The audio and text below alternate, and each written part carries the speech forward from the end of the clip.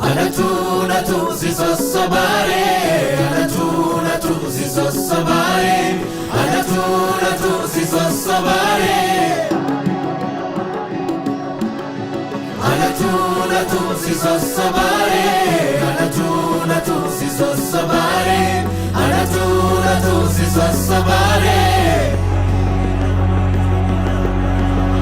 Simboda fe bareeda kunda chalchise Anatu maqaa kee waamee leellise Simboonni foolisii dhiisa kumbii jaala Alaabaa bareedinaa kottaa laala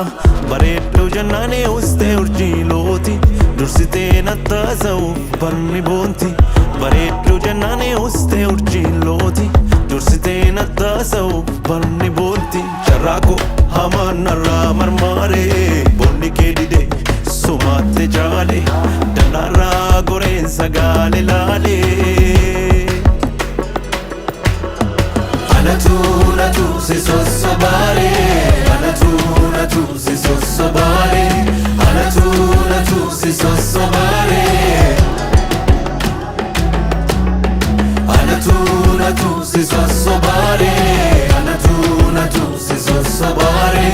Anatu si sossobare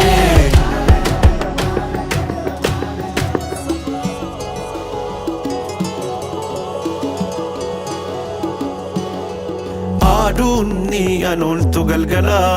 dallatte dachaa siloowwanii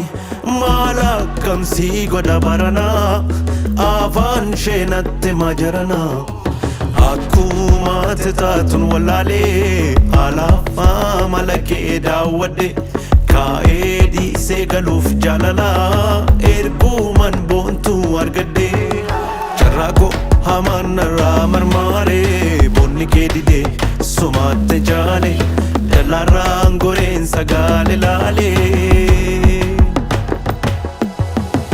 Anatu si sossobare Anatu si sossobare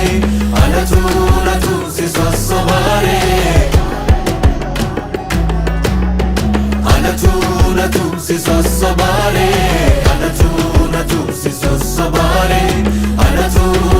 si sossobare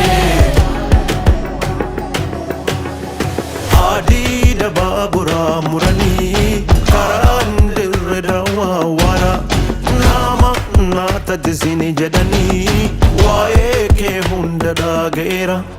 kennaa miidhagina simboo rabbii si badhaasee uumeera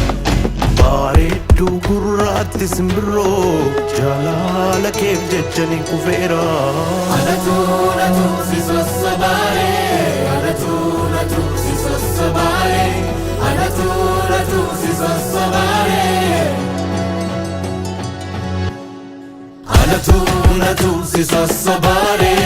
Anatu si sossobare Anatu si sossobare Anatu si sossobare